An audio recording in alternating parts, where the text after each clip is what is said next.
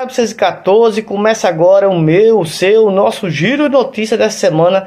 Começa com vocês, mais um giro de notícias. Quero pedir a vocês que não esqueçam seu like. Seu like é muito importante para que o robozinho do YouTube repasse para mais porcos no Brasil e no mundo. E compartilhe com os amigos do WhatsApp, do Facebook. Se inscreva no canal, aperte o ripai e ajude esse porquinho aqui a chegar mais longe possível. Tamo junto nesse like, desse vídeo raiz. Mas antes quero pedir a vocês, né, que aperte o ripai. Não esqueça do ripai. E vamos falar hoje de Flaco Lopes, que dá a volta por cima das noitadas para a dormida mais cedo.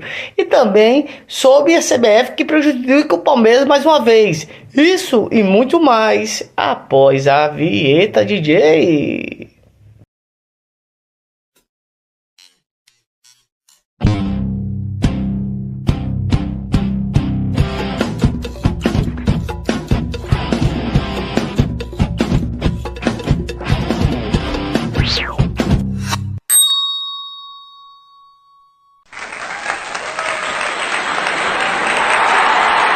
Porquinhos e porquinhas do Brasil inteiro, vou começar a falar de Flaco, né? Como se Flaco se reergue no futebol amador antes de chegar ao Palmeiras e ser cobiçado pelo River, né? Isso mesmo, Flaco Lopes, né? Convocado recentemente para a seleção argentina, né?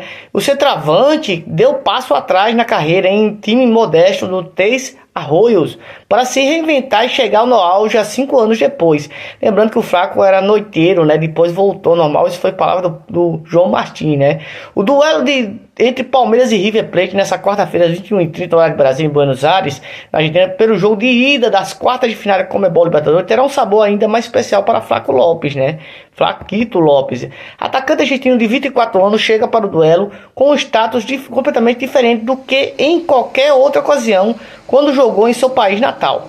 Convocado pela seleção argentina para as últimas 2 rodadas da eliminatória, Flaco é visto como uma das grandes apostas do futebol local e uma ameaça pelo River, né? O Flaco Lopes hoje bem no cenário sul-americano, né? O cenário era inimaginável pouco tempo. Nada, porém, que surpreende alguém que tem quase como uma regra imprevisibilidade na carreira, né? Flaco Lopes é diferente, né? Aí, desde criança, pessoas que cercavam o jogador não apostavam que ele se tornaria um jogador de futebol devido às suas características físicas.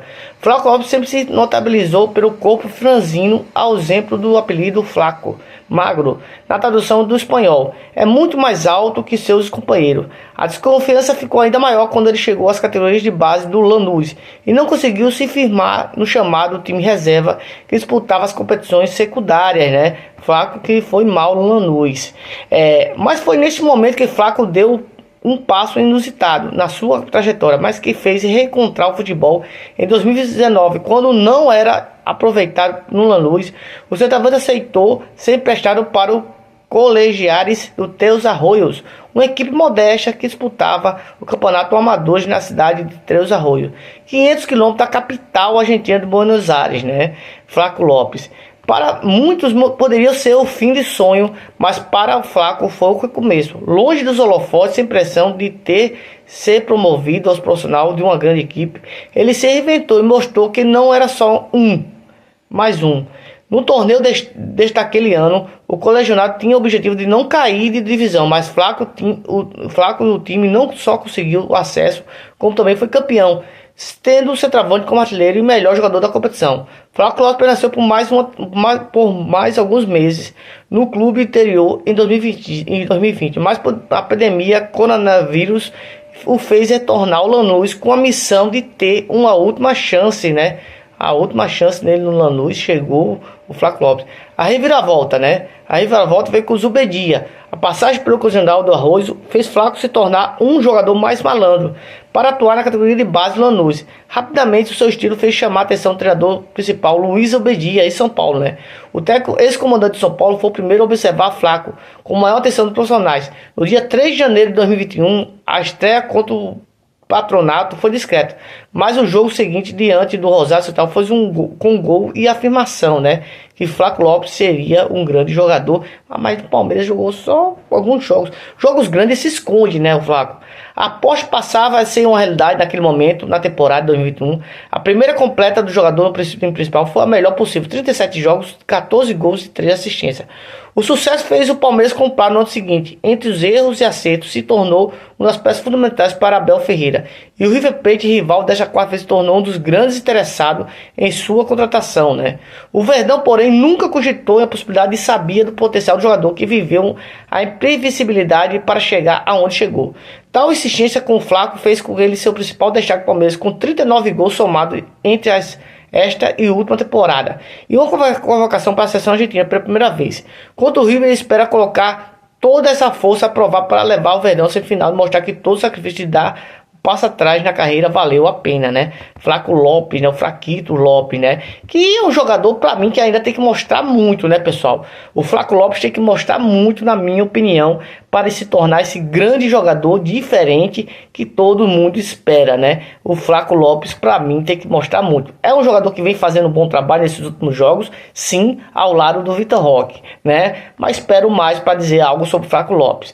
O Palmeiras, agora eu vou falar da CBF. A CBF define data de jogo adiado da 12ª rodada. A partida será disputada no Allianz Parque durante a data FIFA no mês de outubro, né? 11 de outubro, né?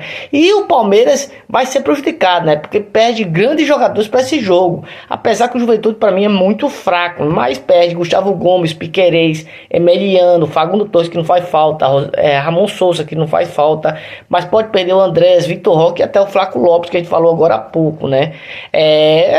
A CBF, como sempre, prejudicando o Palmeiras, né? O confronto será disputado dia 11 de outubro às 19 horas no Allianz Parque, né? Infelizmente, mais um erro da CBF para prejudicar o Palmeiras. O confronto será disputado durante a data FIFA de outubro, quando a seleção brasileira terá amistosos contra a Coreia do Sul no dia 10 e Japão no dia 14, né? Mas também Japão e Coreia, só Jesus na causa, né? O Verdão, que teve Andrés Pereira chamado por Celote para a partida diante da Bolívia na semana passada, cedeu outros 5 jogadores para a seleção na última data FIFA. Flaco Lopes, Argentina, Emiliano Martins, do Uruguai, Piquerez, do Uruguai, Gustavo Gomes, Paraguai e Souza, Paraguai. O Paraguai enfrentará o mesmo adversário do Brasil, o Japão, no dia 10 e Coreia do Sul no dia 14. Só reverte a data, né? A Argentina enfrentará em campo nos Estados Unidos no dia 14, 10 e contra a Venezuela no dia 13. Contra o Porto Rico, o Uruguai terá que pela frente a República Dominicana no dia 10 e o Uzbequistão no dia 12. Esse para o Uruguai, só Jesus. A partida contra o Juventude, inicialmente prevista para ser disputada no dia 12 de junho, foi adiada por causa da viagem da delegação palmeirense para a disputa do Copa do Mundo de Clubes nos Estados Unidos. O clássico entre Palmeiras e Santos, adiado dia 13ª rodada, que terá mando de equipe alvinegra, segue sem data definida, né? Mais uma vez a CBF prejudicando o Palmeiras, só Jesus na causa. Mas o Palmeiras tem condição absoluta de vencer a equipe do Juventude, na minha opinião. Peço a vocês que deixem seu like, se inscreva e compartilhe e deixe o reply. É nóis e avante palestra. Comente sobre Palmeiras e Juventude, CBF prejudicando de novo, e sobre Flaco Lopes. É nóis